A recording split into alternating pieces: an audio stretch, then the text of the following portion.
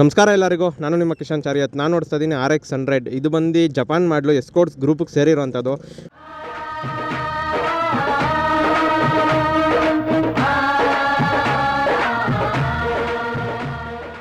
Original stock RX100 ಇದು.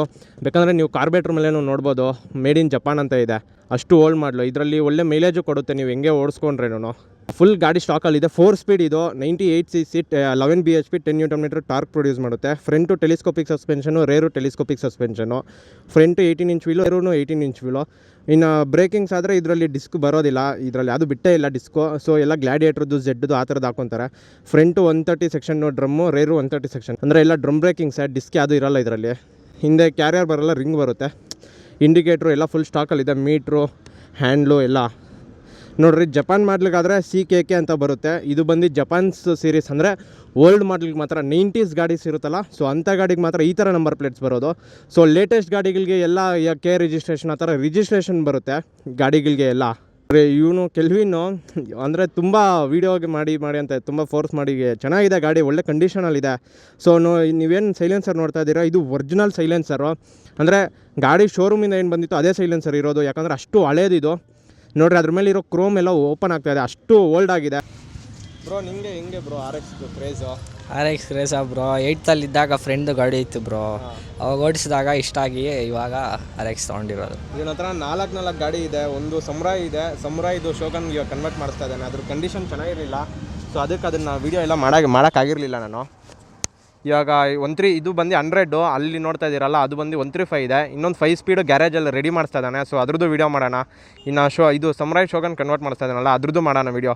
So ಎಲ್ಲ back to back ಈ ಒಂದು ಗಾಡಿಗಳೆಲ್ಲ ವೀಡಿಯೋಸ್ ಬರುತ್ತೆ. ರೈಡ್ಸ್ಗೂ ಹೋಗ್ತಾ ಇರ್ತಾನೆ, ಎಲ್ಲರ ಜೊತೆ ಎಲ್ಲ ಕ್ಲೀನಾಗಿ ಮೇಂಟೈನ್ ಮಾಡ್ಕೊಂಡಿದ್ದಾನೆ ಗಾಡಿನ. ಅದ್ರ ಎಕ್ಸ್ಪೆನ್ಸಿವ್ ಅದು ಇದು ಖರ್ಚುಗಳು ತುಂಬಾ ಇರುತ್ತೆ ಗಾಡಿಗಳು ಅಂದಮೇಲೆ. ಅದು ಈ ಥರ 2 ಸ್ಟ್ರೋಕ್ಗಳು ಅಂದರೆ ಇನ್ನೂ ಸ್ವಲ್ಪ ಜಾಸ್ತಿನೇ ಇರುತ್ತೆ. ಇನ್ನೊಂದು ಕೈ ನೀವು ಈ ಥರ R15ಗಳು ಡ್ಯೂಕ್ಗಳು ಮೇಂಟೈನ್ ಮಾಡ್ದಂಗಲ್ಲ, ಬರೀ ಹೋಗಿ ಶೋರೂಮಲ್ಲಿ ಸರ್ವಿಸ್ ಮಾಡ್ಕೊಂಬಿಟ್ರೆ ಹಂಗಲ್ಲ. ಈ ಗಾಡಿದು ಒಂದೊಂದು ಸ್ಪೇರು ಹುಡುಕ್ಬೇಕು, ಅಕಸ್ಮಾತ್ ಏನಾದರೂ ಒಂಚೂರು ಹೋದರೆ. ಇವಾಗ ಹೆಂಗೆ ಅಂದರೆ 100ನ ನಿಮಗೆ 135ಗೂ ಮಾಡಿಬಿಡ್ತಾರೆ. ಆದರೆ ಇದು ಆ ಥರ ಅಲ್ಲ, ಫುಲ್ ಸ್ಟಾಕಲ್ಲಿದೆ. ಸೆಮಿಪೋರ್ಟ್ ಆಗಿಲ್ಲ, ಏನೂ ಆಗಿಲ್ಲ ಈ ಗಾಡಿಗೆ. ಇವಾಗ ಮೊನ್ನೆ ಮಾಡಿದ್ನಲ್ಲ ದಿಲೀಪ್ ಅವ್ರದ್ದು, ಅದು 135, ಅದು ಸೆಮಿಪೋರ್ಟ್ ಆಗಿದೆ. 4 ಸ್ಪೀಡ್ ಗಾಡಿ, ಅದು 5 ಸ್ಪೀಡ್ ಅಲ್ಲ. ಇದು ಅಷ್ಟೇ 4 ಸ್ಪೀಡು, 5 ಸ್ಪೀಡ್ ಅಲ್ಲ. 100ಅಲ್ಲಿ ನಿಮಗೆ 5 ಸ್ಪೀಡ್ ಬಿಟ್ಟಿಲ್ಲ. ಇಂಜಿನ್ನ ನಿಮಗೆ 5 ಸ್ಪೀಡ್ ಕನ್ವರ್ಟ್ ಮಾಡಿಸ್ತಾರೆ. ಒಂದು 30,000 to 40,000 ಇದ್ದರೆ 5 ಸ್ಪೀಡ್ ಕನ್ವರ್ಟ್ ಮಾಡಿಸ್ತಾರೆ. ಟೀತ್ಸ್ ಎಲ್ಲ ಚೇಂಜ್ ಮಾಡಿ, ಕೇಸಸ್ ಎಲ್ಲ 2,500-3,000 ಆಫರ್ಗಳೆಲ್ಲ ಬಿಡ್ತಾ ಇದ್ದಾರೆ ಇವಾಗ. ಸೊ ಎಲ್ಲ ನಿಮಗೆ ಗೊತ್ತಾಗೋದೇ ಇಲ್ಲ. Engine part number, engine vehicle ಅದನ್ನ ನೋಡಿಕೊಂಡೇ ನೀವು ತೊಗೊಬೇಕು. Change ಮಾಡೋಕ್ಕಿರ್ತಾರೆ full. ಸೊ ಬನ್ನಿ ಇವಾಗ ಈ ಗಾಡಿ ಓಡಿಸಿ ನೋಡೋಣ. ಸೊ ನೋಡಿರಿ, ಗಾರ್ಡಿಯನ್ ಬಿಲ್ಲು ಇವ್ರಿಗೆಲ್ಲ ಗಾರ್ಡಿಯನ್ ಬಿಲ್, ನಮಗೆ ಗಾರ್ಡಿಯನ್ ಬಿಲ್ ಕೊಡೋರು ಯಾರು ಇಲ್ಲ. ಯಾಕೆ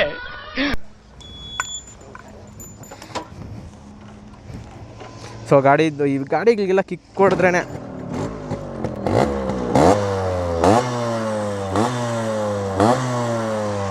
ನಮಗೆ ನಾಚಿಕೆ ಮಾನ ಮರ್ಯಾದೆ ಅನ್ನೋದು ಏನೋ ಇದ್ದಿದ್ರೆ ನಾವು ಆವಾಗಲೇ ಏನೋ ಒಂದು ಆಗ್ಬೋದಾಯ್ತು. ನಮಗೇನು ಇಲ್ಲವಲ್ಲ. ಸೊ ಗಾಡಿ ಫುಲ್ ಸ್ಟಾಕಲ್ಲಿದೆ. ಸೈಲೆನ್ಸರ್ ನೀವೇನು ಕೇಳೋದೇ ಬೇಕಾಗಿಲ್ಲ. ಈ ಗಾಡಿಗಳನ್ನೆಲ್ಲ ಏನಂದ್ರೆ ನೀವು ಮೈಲೇಜ್ ಎಲ್ಲ ಕೇಳಬಾರ್ದು. ಆದರೆ ಈ ಗಾಡಿದು ಮೈಲೇಜು ಪಕ್ಕ ಕೊಡುತ್ತೆ. ಯಾಕಂದರೆ ಜಪಾನ್ ಕಾರ್ಬೇಟ್ರ್ ಇರೋದಕ್ಕೆ. ಜಪಾನ್ ಕಾರ್ಬೇಟ್ರ್ ಇರೋವಾಗ ಏನಾಗುತ್ತೆ ಅಂದರೆ ನಿಮಗೆ ಫುಲ್ ಟ್ಯೂನಿಂಗ್ ಎಲ್ಲ ಮಾಡ್ಕೊಂಡು ಅಡ್ಜಸ್ಟ್ಮೆಂಟ್ ಮಾಡಿಕೊಂಡ್ರೆ ಒಳ್ಳೆ ಮೈಲೇಜ್ ಕೊಡುತ್ತೆ. ಸೊ ಸ್ಪೀಡೋಮೀಟ್ರು ಎಲ್ಲ ವರ್ಕಿಂಗ್ ಇದೆ ಈ ಗಾಡಿಯಲ್ಲಿ. ಅವಾಗವಾಗ ಪೆಟ್ರೋಲ್ ಆನ್ ಆ್ಯಂಡ್ ಆಫ್ ನೋಡ್ಕೊತಾ ಇರಬೇಕು, ಆನ್ ಇದೆಯೋ ಇಲ್ಲ ಅಂತ. ಯಾಕಂದರೆ ನಿಲ್ಸಿದಾಗ ನೀವು ಪ್ರತಿಕಿತನೂ ಆಫ್ ಮಾಡ್ಕೊಬೇಕು 2 ಸ್ಟ್ರೋಕ್ಗಳಲ್ಲಿ. ಯಾಕಂದರೆ ಆಯಿಲ್ ಏನಾಗುತ್ತೆ ಅಂದರೆ ಕ್ಲೀನಾಗಿ ಮಿಕ್ಸಿಂಗ್ ಆಗಿಲ್ಲ ಅಂದರೆ ಕಾರ್ಬೇಟ್ರಲ್ಲಿ ಜೆಟ್ಟಿಂಗು ಆ ಥರ ಎಲ್ಲ ಪ್ರಾಬ್ಲಮ್ ಇದ್ರೆ ಏನಾಗುತ್ತೆ ಅಂದರೆ ಆಯಿಲೆಲ್ಲ ಕೆಳಗಡೆಗೆ ಕುತ್ಕೊಂಡಾಗ ನೀವು ಸ್ಟಾರ್ಟ್ ಮಾಡಿದಾಗ ರೈಸ್ ಮಾಡಿದಾಗ ಏನಾಗೋಗುತ್ತೆ ಅಂದರೆ ಗಾಡಿಯಲ್ಲಿ ಎಲ್ಲ ಫುಲ್ ರಿಚಿಂಗ್ ಆಗೋಗುತ್ತೆ. ಒಂದು ಸ್ಟಾರ್ಟ್ ಆಗೋಲ್ಲ, ಇನ್ನೊಂದು ಫುಲ್ ಹೊಗೆ ಒಂದೇ ಕಿತ್ತ ಬಂದುಬಿಟ್ರೆ ಗಾಡಿಯಲ್ಲಿ ಬೋರ್ ಬರೋ ಚಾನ್ಸಸ್ ಇರುತ್ತೆ. ಸೊ ಅದಕ್ಕೆ ಪೆಟ್ರೋಲ್ನ ಆಫ್ ಮಾಡ್ಕೊಳೋದು. ಸ್ಟಾರ್ಟ್ ಮಾಡೋವಾಗ ಈ ಥರ ಅಲ್ಲಾಡಿಸಿ ಸ್ಟಾರ್ಟ್ ಮಾಡ್ತಾರೆ. RX ಕ್ರೇಜು ಹೇಳೋದೇ ಬೇಡ ಬಿಡಿ. ಯಾವುದು ಇವಾಗ ಬರೋಂಥ ಗುಜರಿ ಗಾಡಿಗಳೆಲ್ಲ ಇವಾಗ ಬರ್ತಾ ಇರೋವು ಇದು ಇವಾಗ ಹಿಂಗೆ ಕ್ರೇಜ್ ಮಾಡಿಬಿಟ್ಟಿದ್ದಾವೆ. ಇವಾಗ ಬರ್ತಾ ಇರೋಂಥ ಗಾಡಿಗಳು, ಈ ಗಾಡಿಗಳೆಲ್ಲ ಅವಾಗೇ ಕ್ರೇಜ್ ಮಾಡಿತ್ತು. ಅಪ್ಪಾಗ್ಲಿ ಇವೆಲ್ಲ ಡ್ಯಾಟ್ಸ್. ಇವಾಗ ಬರ್ತಾ ಇರೋದೆಲ್ಲ ಸನ್ಸ್. చేసినంత చేసి సారీ ఎప్పుడైతే అలవాటే కదా మీకు లవ్ ఫెయిల్యూర్ ఇక్కడ. ಸೊ ನೋಡಿರಿ, ಈ ಗಾಡಿಯಲ್ಲಿ ಏನಂದರೆ ಇವಾಗ ನಾನು ನೋಡ್ತಾ ಇದ್ದೀನ, ಇದು ಕೆಲ್ವಿನ್ ಗಾಡಿ. ಈ ಗಾಡಿಯಲ್ಲಿ ಏನು ಪ್ರಾಬ್ಲಮ್ ಇದೆ ಅಂದರೆ ಸ್ವಲ್ಪ ರೇಟಿಗೆ ಎಳಿತಾ ಇದೆ. ಯಾಕೆಂದರೆ ಫ್ರಂಟ್ ಕೋನ್ ಸೆಟ್ಟು, ಇಲ್ಲಿರೋ ಕೋನ್ ಸೆಟ್ಟು ಇಲ್ಲಾಂದರೆ ಬೇರಿಂಗ್ ಪ್ರಾಬ್ಲಮ್ ಇರುತ್ತೆ. ಇಲ್ಲ ಇದು ಹ್ಯಾಂಡ್ಲು, ಇಲ್ಲಾಂದರೆ ಇಲ್ಲಿ ಸ್ಟಮ್ ಇರುತ್ತಲ್ಲ, ಸೊ ಅದು ಬೆಂಡಿರ್ಬೋದು. ಅದ್ರಿಗೆ ಈ ಥರ ರೇಟಿಗೆ ಎಳಿಯುತ್ತೆ ಈ ಗಾಡಿಯಲ್ಲಿ ಪ್ರೆಸೆಂಟು. ಇದು ಬಂದು RX ಒರಿಜಿನಲ್ ಮೀಟ್ರು ಇವಾಗ ಓಡ್ತಾ ಇದೆಯಲ್ಲ, ಇದು RX 100ಗೂ ಹಿಂಗೆ ಬರುತ್ತೆ, 135ಗೂ ಇದೇ ಥರ ಬರುತ್ತೆ. ಫುಲ್ ಮಾತ್ರ ಕ್ರೇಜಿ ಇದೆ. ನಾನು ಟಾಪ್ ಸ್ಪೀಡೆಲ್ಲ ಹೊಡೆಯೋದಿಲ್ಲ, ಜಸ್ಟ್ ಹೆಂಗಿದೆ ಅದ್ರದ್ದು ಅಂದರೆ ಇವಾಗ ಇಂಜಿನಲ್ಲಿ ಒಂಥರ ಪವರ್ ಅನ್ನೋದಿರುತ್ತೆ ಗಾಡಿಯಲ್ಲಿ. ಇವಾಗ ನೀವು ಫಸ್ಟ್ ಗೇರು ಸೆಕೆಂಡ್ ಗೇರಲ್ಲಿ ನಿಮಗೆ ಸೆಕೆಂಡ್ ಗೇರಲ್ಲೂ ಫಸ್ಟ್ ಗೇರ್ ಥರ ಫುಲ್ ಕೊಡುತ್ತೆ. ಒಂದೊಂದು ಗಾಡಿಯಲ್ಲಿ ಬರೀ ಫಸ್ಟ್ ಗೇರಲ್ಲಿ ಮಾತ್ರ ನಿಮಗೆ ಫುಲ್ ಕೊಡುತ್ತೆ, ಅಂದರೆ ಫುಲ್ ಪಿಕಪ್ ಆಗಿರ್ಬೋದು ಎಲ್ಲ. ಆದರೆ ಈ ಗಾಡಿಗಳಲ್ಲಿ ಹಂಗಲ್ಲ, ಪ್ರತಿಯೊಂದು ಗೇರಲ್ಲೂ ನಿಮಗೆ ಒಳ್ಳೆ ಪವರ್ ಇರುತ್ತೆ ಈ ಗಾಡಿಯಲ್ಲಿ. ನಿಮ್ಗೆ ಓಡಿಸ್ತಾ ಇದ್ರೆ ಒಳ್ಳೆ ಪವರ್ ಬರುತ್ತೆ. ನೋಡ್ರಿ ಪೊಲೀಸ್ ಅವ್ರು RX ಅಂದರೆ ಒಂದು ಕಣ್ಣು ಜಾಸ್ತಿ ಇಟ್ಬಿಟ್ಟಿರ್ತಾರೆ. ಅಯ್ಯೋ ಯಾಕೆ ಹೇಳ್ತೀರಾ, RX ಅಂದರೆ ಒಂಥರ ತಲೆನೋ ಸ್ವಲ್ಪ ಜಾಸ್ತಿ. ಆದರೆ ಈ ಗಾಡಿ ಇಕ್ಕೊಂಡಾಗ ಪೊಲೀಸ್ ಅವ್ರೇನೋ ಪ್ರತಿಯೊಬ್ಬರು ತಿರುಗಿ ನೋಡ್ತಾರೆ ಈ ಗಾಡಿಯಲ್ಲಿ ನೀವು ಹೋಗ್ತಾ ಇದ್ರೆ. ಇದು 3ನೇ ಕಿತ ನಾನು ವೀಡಿಯೋ ಮಾಡ್ತಾ ಇರೋದು. ಅಯ್ಯೋ ಇವತ್ತೇ ಅವಾಗ ಅಲ್ಲಿ ಇನ್ನೊಂದು ಲೇಔಟ್ ಹತ್ರದಿಂದ ಪೆಟ್ರೋಲ್ ಬಂಕ್ ಬರೋವರೆಗೂ ಆನ್ ಮಾಡಿದ್ದೀನಿ ಅಂದ್ಕೊಂಡೇ ಇದ್ದೀನಿ. ಲೋ ವೀಡಿಯೋನೇ ಆನ್ ಮಾಡಿಲ್ಲ ಲೋ, ನಿಂದೇನೋ ಎಲ್ಲ ವೀಡಿಯೋಗಳು ಹಿಂಗಾಗುತ್ತೆ. ಅಲ್ಲಿಂದ ಆನೇ ಮಾಡಿಲ್ಲ. ಇನ್ನು ನಮ್ಮ ಪೇಜ್ಗೆ ಯಾರಾದರೂ ಹೊಸ್ದಾಗಿ ವಿಸಿಟ್ ಮಾಡಿದ್ರೆ ಸಬ್ಸ್ಕ್ರೈಬ್ ಮಾಡ್ಕೊಂಡು ಸಪೋರ್ಟ್ ಮಾಡಿರಿ. ಇನ್ನೂ ನಿಮ್ಮ ಸಪೋರ್ಟ್ ತುಂಬ ಬೇಕು ನನ್ನ ಒಳ್ಳೆ ಕಂಟೆಂಟ್ ಮಾಡೋಕ್ಕೆ. ಸೊ 1K ಆಗಿದ ತಕ್ಷಣ ನಾನೊಂದು ಅಂದರೆ ಈ ಮಂತ್ 1ನೇ ತಾರೀಕು ಇಲ್ಲಾಂದರೆ 5ನೇ ತಾರೀಕು ಮೇಲೆ ಇನ್ನೊಂದು ಹೊಸ ಪ್ಲ್ಯಾನಿಂಗ್ ಅನ್ನೋದೊಂದಿದೆ. ಇನ್ನೂ ಹೊಸ ಥರದ್ದು ಏನಾದರೂ ಕಂಟೆಂಟ್ ಮಾಡೋಣ ಅಂತ. ಸೊ ಮೋಟೋ ಲಾಗಿಂಗೂ ಇರುತ್ತೆ, ಲಾಗ್ಸು ಇರುತ್ತೆ, ಅದ್ರ ಜೊತೇಲಿ ಇನ್ನೂ ಒಂದು ಸ್ವಲ್ಪ ರಿಸ್ಕಿನ್ ಸ್ವಲ್ಪ ಜಾಸ್ತಿ ತೊಗೊತಾ ಇದ್ದೀನಿ.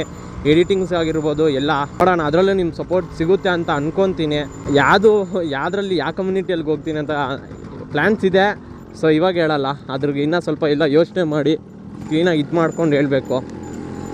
ನಾನು ಯಾಕೆ ಇವಾಗ ಟಾಪ್ ಸ್ಪೀಡ್ಸು ಅಥವಾ ಪಿಕಪ್ಪು ಎಲ್ಲ ಚೆಕ್ ಮಾಡ್ತಾ ಅಂದರೆ ಫುಲ್ ಜೋರಾಗಿ ಹೋಗೋದಿಲ್ಲ ಯಾಕೆ ಮಾಡ್ತಾಯಿಲ್ಲ ಅಂದರೆ, ಇವಾಗ ನೋಡ್ರಿ ಟೈಮು ಎಷ್ಟು ಆಕ್ಸಿಡೆಂಟ್ಗಳಾಗ್ತಾಯಿದೆ ಚಿಕ್ಕಬಳ್ಳಾಪುರದಲ್ಲಿ. ಅಂದರೆ ಚಿಕ್ಕಬಳ್ಳಾಪುರ ಸರೌಂಡಿಂಗ್ಸಲ್ಲಿ ಹೈವೇಸಲ್ಲಿ ನಿನ್ನೆ MTಯಲ್ಲಿ ಮೊನ್ನೆ ಯಾರೋ ಹುಡುಗರು ಹೊಸಕೋಟೆ ಹತ್ರ ಕಾರಲ್ಲಾಗಿರ್ಬೋದು 7 ಜನ 5 ಜನ. ಸೊ ಆ ಥರ ಎಲ್ಲ ಟೈಮು ಹೆಂಗಿರುತ್ತೋ ಹೇಳೋಕ್ಕಾಗಲ್ಲ. ಸೊ ಅದೊಂದು ರೀಸನ್ಗೆ ನಾನು ಆ ಥರ ಎಲ್ಲ ಮಾಡೋಕ್ಕೆ ಹೋಗ್ತಾಯಿಲ್ಲ. ಸೊ ನಮ್ಮ ಮನೆಯಲ್ಲಿ ತುಂಬ ಅಂದರೆ ನನ್ನ ಫ್ಯಾಮಿಲಿ ಕಂಟೆಂಟ್ ಪ್ರತಿಯೊಬ್ಬರು ನೋಡ್ತಾರೆ, ಅದಕ್ಕೆ ನಾನು 18+ ಏನು ಮಾತಾಡೋದಿಲ್ಲ, ಹೇಳೋಕ್ಕೆ ಹೋಗಲ್ಲ, ಆ ಥರ ಏನು ಇದು ಮಾಡೋದನ್ನು ಸಪೋರ್ಟು ಮಾಡೋದಿಲ್ಲ ನಾನು ಆ ಥರ ಕಂಟೆಂಟ್ಸ್ಗೆ. ಅದ್ರಿಗೆ ನಾನು ಏನು 18+ ಎಲ್ಲ ಹಾಕೋದಿಲ್ಲ. ಯಾಕಂದರೆ ನನ್ನ ಫ್ಯಾಮಿಲಿ ಕಂಟೆಂಟು ಎಲ್ಲ ಜಾಸ್ತಿ ಜನ ನೋಡ್ತಾರೆ. ಇವಾಗ ನಾನು ಆ ಮಗ ಈ ಮಗ ಅಂತ ಎಲ್ಲ ಏನೇನೋ ಮಾತಾಡ್ಬೋದು, ಇದು ಹಂಗೆ ಹಿಂಗೆ ಅಂತ ಈ ಗಾಡಿದು ಅವನು ಹಿಂಗೆ ಎಲ್ಲ. ನನಗೆ ಆ ಥರ ಎಲ್ಲ ಮಾತಾಡೋದಕ್ಕೆ ಇಷ್ಟ ಆಗೋದಿಲ್ಲ ಸೋಷಿಯಲ್ ಮೀಡಿಯಾದಲ್ಲಿ. ಔಟ್ಸೈಡ್ ಮಾತಾಡಿ ಇದು ಮಾಡೋದು ಬೇರೆ, ಆದರೆ ಸೋಷಿಯಲ್ ಮೀಡಿಯಾದಲ್ಲಿ ನಾವು ಯಾರಿಗಾದ್ರೂ ಒಂದು ಮೆಸೇಜ್ ಕೊಡ್ತಾ ಇದ್ದೀರಿ ಅಂದರೆ ಅದು ಒಳ್ಳೇದಾಗಿರಬೇಕು. ಯಾಕಂದರೆ ನೋಡಿ ತಿಳ್ಕೊಳೋರು ತುಂಬ ಜನ ಇರ್ತಾರೆ, ಒಬ್ಬೊಬ್ಬರು ಅದ್ರಿಗೆ ಅಡಿಟು ಆಗೋಗ್ತಾರೆ. ಇವಾಗ ನೋಡ್ಬೋದು ನೀವು, ಅದು ಎಂಥ ಕ್ರಿಂಜ್ ಕಂಟೆಂಟ್ಸ್ಗೆ ಜಾಸ್ತಿ ಜನ ಸಪೋರ್ಟ್ ಮಾಡೋದು. ಆ ಥರ ಎಲ್ಲ ಹಿಂಗೆ ಅಂತಲೇ ಗೊತ್ತಿಲ್ಲ. ನಾವು ಎಷ್ಟು ಕಷ್ಟ ಬಿದ್ದು ವೀಡಿಯೋ ಮಾಡ್ತೀರಿ. ಇವಾಗ ಈ ವಿಡಿಯೋ ನಾನು 3 ಕಿತ ಮಾಡ್ತಾಯಿದ್ದೀನಿ ಅಂದರೆ ನನಗೆ ಎಷ್ಟು ಅಂದರೆ ಎಕ್ಸ್ಪೆನ್ಸಿವ್ ಆಗಿರ್ಬೋದು, ಎಡಿಟಿಂಗ್ ಟೈಮ್ಗಾಗಿರ್ಬೋದು, ಪೇಷನ್ಸ್ ಎಷ್ಟು ಬೇಕು ಅಂದರೆ. ಇವಾಗ ಮೊನ್ನೆ ನೀವು ನೋಡಿದ್ರಲ್ಲ ನಂದಿದು ಲಾಗು, ಅದು ಬರೋಬ್ಬರಿ ಮಾರ್ನಿಂಗ್ 9 ಕುತ್ಕೊಂಡವನು ಈವ್ನಿಂಗ್ 7 ಆಗಿದೆ ನಾನು ಎಡಿಟ್ ಎಲ್ಲ ಮುಗಿಸೋ ಅಷ್ಟೊತ್ತಿಗೆ. ಸೊ ನಿನ್ನೆ ಎಡಿಟ್ಸ್ ಆಗಿರ್ಬೋದು ಎಲ್ಲ ಬೇರೆಯವರು ಸಿನಿಮ್ಯಾಟೋಗ್ರಫಿ ಅಂದ್ಬಿಟ್ಟು ನೈಟಲ್ಲಿ ಅಂದರೆ ಆ ಥರ ಲೇಔಟ್ಸು ಜಾಯಿಂಟ್ ವೀಲ್ದು ಎಲ್ಲ ತೆಗ್ದಿರ್ತಾರಲ್ಲ. ಸೊ ಅದ್ರಿಗೆ ಅಲ್ಲಿ ಏನು ಇರೋದಿಲ್ಲ, ಅಂಥವ್ರಿಗೆಲ್ಲ ಸಪೋರ್ಟ್ ಮಾಡ್ತೀರಾ. ನಾವು ಎಷ್ಟು ಕಷ್ಟ ಬಿದ್ದು ವೀಡಿಯೋ ಮಾಡ್ಕೊಂಡು ಒಂದು ಕಡೆ ಸ್ಟಿಕ್ ಇಟ್ಕೊಂಡು ಒಂದು ಕಡೆ ಫೋನಲ್ಲೆಲ್ಲ ಕ್ಲಿಪ್ಸ್ ಎಲ್ಲ ತೊಗೊಂಡು ಎಡಿಟ್ ಮಾಡಿ ಅಷ್ಟೆಲ್ಲ ಇದು ಮಾಡ್ದನ್ನು ಯಾರೂ ಸಪೋರ್ಟ್ ಮಾಡಲ್ಲ. ಸೊ ಅಷ್ಟೇ ಈ ಗಾಡಿದು. ಸೊ ಐ ಹೋಪ್ ವೀಡಿಯೋ ಇಷ್ಟ ಆಗಿದೆ ಅಂದ್ಕೊತೀನಿ. ವೀಡಿಯೋ ಇಷ್ಟ ಆಗಿದ್ರೆ ಲೈಕ್ ಮಾಡಿ, ಶೇರ್ ಮಾಡಿ, ಸಬ್ಸ್ಕ್ರೈಬ್ ಮಾಡಿ. ಮತ್ತೆ ಸಿಗೋಣ ಮುಂದಿನ ವೀಡಿಯೋದಲ್ಲಿ. ಅಲ್ಲಿವರೆಗೂ love you all, take care, bye. Bro front ಅದು ಸ್ಟೆಮ್ ಒಂದು ಕಿತ ನೋಡ್ಕೊಂಬಿಡು, ರೈಟಿಗೆ ಇಳಿಯುತ್ತೆ ಹ್ಯಾಂಡ್ಲು ಅದು ಮೇಲೆ ಅಷ್ಟೇ. ಈ ಗಾಡಿಯಲ್ಲಿ ಏನು ಪ್ರಾಬ್ಲಮ್ಮು ಇಲ್ಲ, ಗಾಡಿಯಲ್ಲಿ ಅಷ್ಟು ಏನು ಪ್ರಾಬ್ಲಮ್ಸ್ ಬರೋದು ಇಲ್ಲ. ಒಂದು ನೀವು ಆಯಿಲ್ ಚೆಕ್ ಮಾಡ್ಕೊಬೇಕು, ಇಂಜಿನ್ ಆಯಿಲು ಮತ್ತು ಟ್ಯಾಂಕ್ಗೆ ಹಾಕೋ ಆಯಿಲ್ ಇಲ್ಲ ಅಂದರೆ ಬೋರ್ ಬರೋ ಚಾನ್ಸಸ್ ಎಲ್ಲ ಇರುತ್ತೆ ನಿಮಗೆ ಕ್ಲೀನಾಗಿ ನೋಡ್ಕೊಂಡಿಲ್ಲ ಅಂದರೆ. ಆದರೆ ಇವನು ಚೆನ್ನಾಗಿ ಹಾಕ್ಸ್ತಾನೆ ಆಯಿಲು. ಈಗ ನಾನು 60 ml ಹಾಕ್ಸಿದೆ ಆಯಿಲು. ಆ ಥರ ಕ್ಲೀನಾಗಿ ಆಯಿಲ್ ಸಪ್ಲೈ ಕ್ಲೀನಾಗಿ ಆಗಿ ಕ್ಲೀನಾಗಿ ನೋಡ್ಕೊತಾ ಇರಬೇಕು ಈ ಗಾಡಿಗಳಲ್ಲೆಲ್ಲ. ಇಲ್ಲಾಂದರೆ ಫುಲ್ ಬೋರ್ ಬಂದುಬಿಡುತ್ತೆ.